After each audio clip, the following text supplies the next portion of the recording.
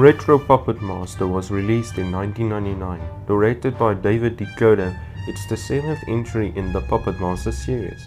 So you're probably wondering, why am I starting with this one first? Well, despite being the 7th entry in the series, it's a prequel that tells the story everyone had been clamoring for. How did Toulon get his powers? Oh wait, nobody was asking for that because Puppet Master 2 already told Toulon's bad story and it's nothing like it is in this film. I guess that scene in Puppet Master 2 isn't canon anymore. Oh well, let's get back to Retro Puppet Master.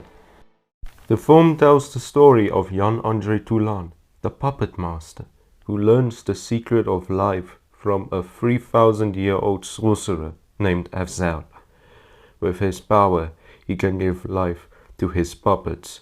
Unfortunately, Afzaal stole this power from an evil, ancient, big-nippled Egyptian god named Sutekh. Sutekh isn't happy about this, so he sent his 3 mummy servants to kill them and get back his secret.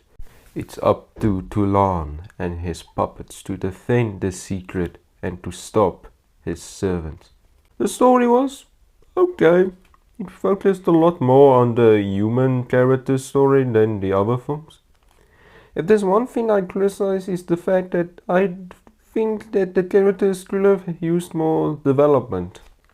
Honestly, I wish the movie was a bit longer so we could get more character development scenes.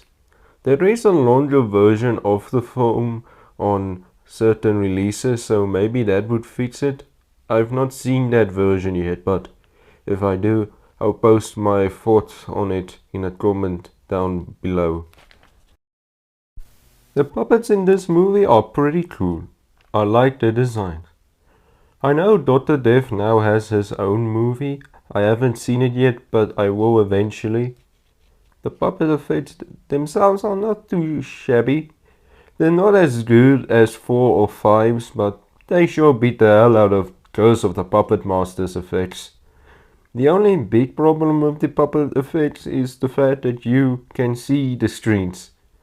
This is certainly an issue, but it kind of adds to the low budget charm for me. If there's one thing they did exceptionally well in this movie, is getting the time period right. I am no history expert, but I think they managed to convey the setting in a believable way. It's very impressive considering how low budget this movie is. The music is decent. They got a new composer for this movie and I think he did a good job. The acting is serviceable. It's nothing amazing, but it's not terrible. The only actor you will likely recognize is Greg Sestero, known for his performance in the award-winning masterpiece, The Room. It's impossible to talk about this movie and not bring up The Room. Greg actually does a pretty decent job as Toulon. In the commentary track for the movie, he mentions that this was the only acting gig he took very seriously. Before we wrap this review up, I'd like to go over the movie's Blu-ray release. The Blu-ray release looks very good, mostly. Some shots are a bit blurry, but it's not the end of the world. They redid a lot of the digital effects for this release and it looks pretty good. For the special features, you get a director's commentary with David DeCoteau and Greg Sestero. There's also 2 hours of behind the scenes footage with an optional commentary track. And lastly, you get a video zone, which is a mini behind the scenes featurette made when the movie came out. So what are my thoughts on this movie? It's okay.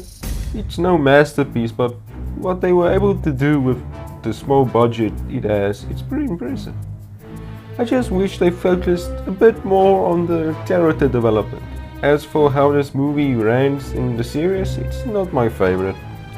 It's by far the tamest one in the series when it comes to blood and gore and that kind of thing.